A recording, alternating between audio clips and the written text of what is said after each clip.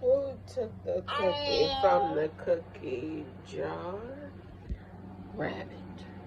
Took the cookie from the cookie jar. Who, me? Not me.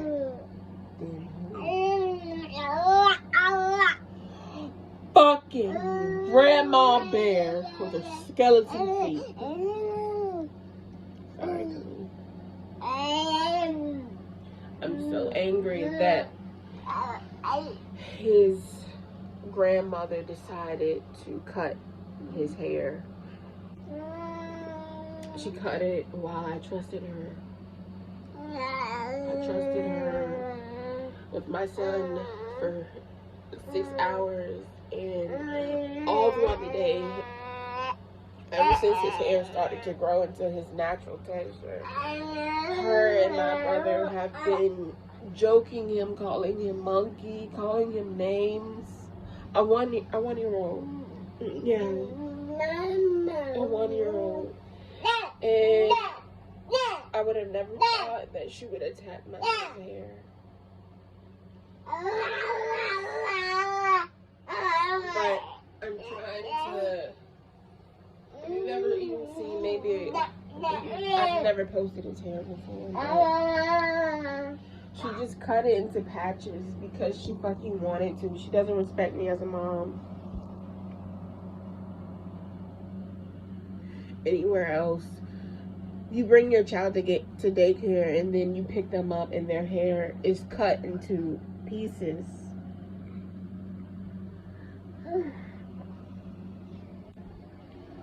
And then you get called a bitch. It's just so hard. Like, we already have to deal with people not giving us jobs, not respecting us, thinking that we're unkept, all these things, just because of the way we look. And the one thing that I loved about my son was that his hair grew so beautifully, and she cut it just because she didn't like that it was tangled. Black hair tangles up.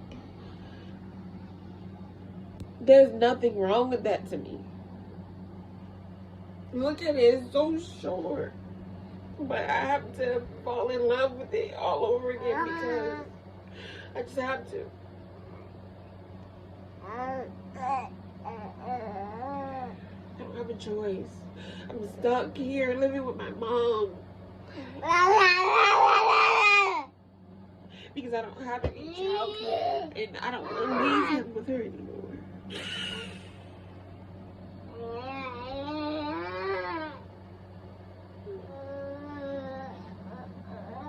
But talking about it makes me feel better. It makes me feel alive. Like this shit is really happening. I'm black. I'm a single mom.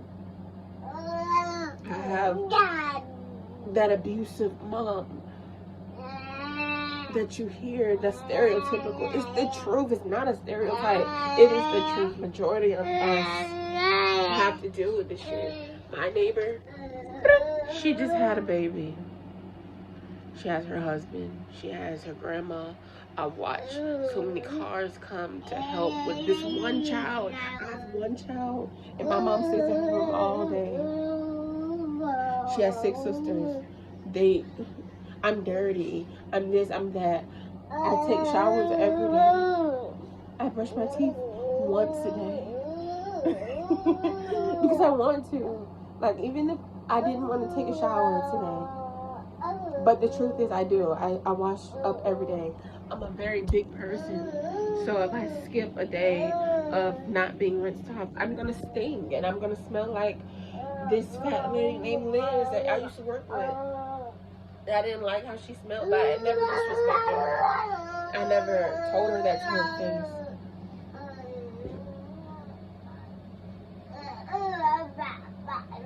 I find that unkind to talk shit about somebody to their face. But I know really I never talked about she was kind of mean. That's what I'm trying to say. Good things.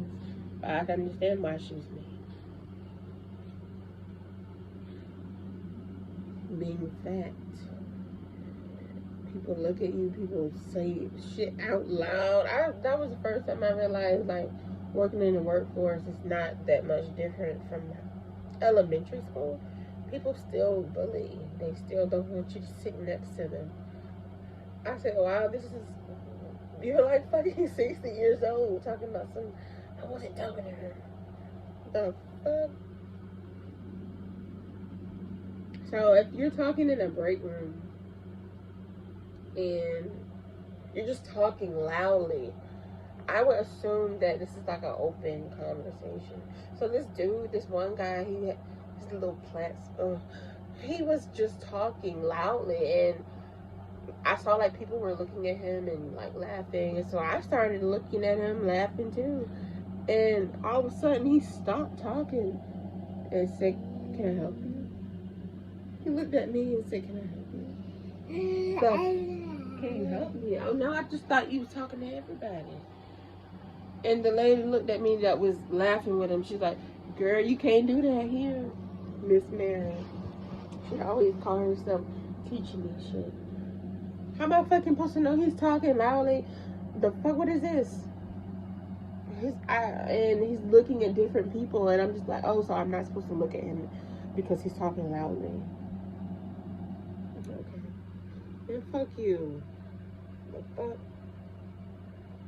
Bitch, how about you have a quiet conversation, nigga?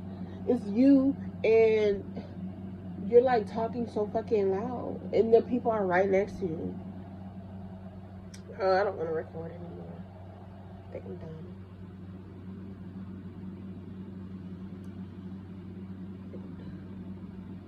And oh my god, The Watcher on Netflix is so good.